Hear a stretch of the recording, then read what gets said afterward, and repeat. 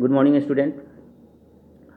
Yesterday, I learned the chapter first of history: what, where, how, and when.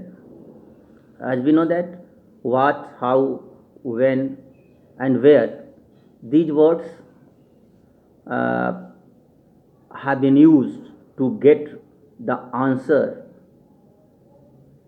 related to the living, behavior, agriculture, occupation, moving, etc., and etc. activities of the people in the past.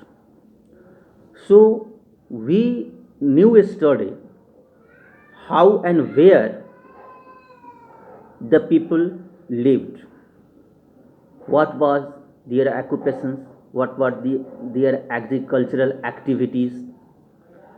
So let's remind a quick remind what I learned yesterday. The people, mostly the people of the ancient period were nomads. They wander hither and thither in search of food and shelters, and that's why they generally, congregated across the rivers, near the mountain region, near the foothills, like the Suleiman and the Kirthar hills in northwest. Uh, here around 8,000 years ago, they liked the crops wheat, barley, and grow. People lived in villages and reared animals like sheep, cattle, goats, and etc. They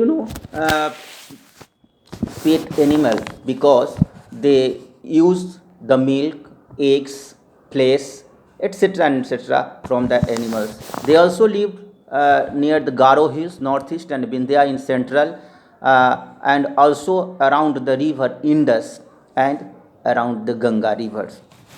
So now today we will discuss on why do people travel nowadays. The people travel uh, nowadays. If you look at the map of India, you would realize the people cross difficult barriers in ancient times to scale new areas and settle in the Indian subcontinent. They braved difficult mountains, seas, and the natural frontiers to reach the subcontinent. This movement enriched our culture.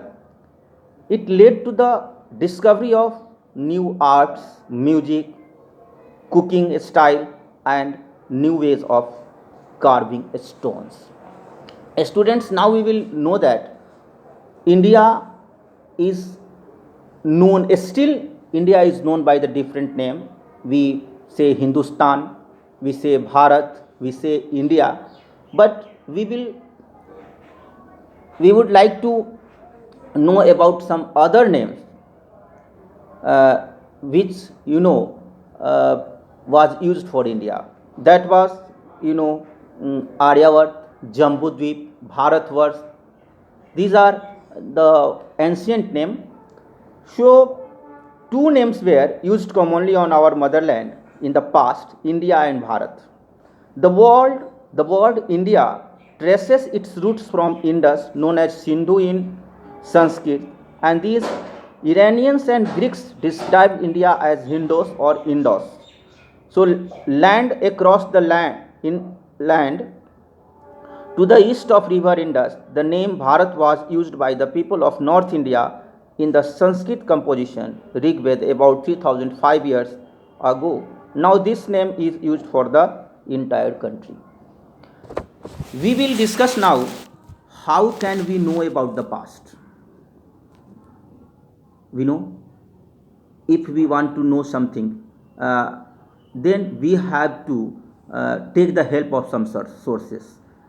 When you learn mathematics, you take the source of uh, getting knowledge, like the teacher is also a source of, books are also source of. So here there are two major sources knowing about the past are manuscript and inscriptions. The word manuscript is derived from the Latin words manu, which means hand. Manuscripts are therefore notes written by hand, and they were normally written on the palm leaf or on the especially preferred bark of the trees called birch.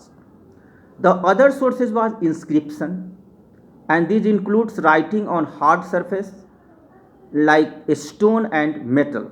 Kings often used to get their order inscribed so that people could read and obey them. Many other inscriptions like records of the victories in the battle were also kept. So now we will learn who studied sources of history.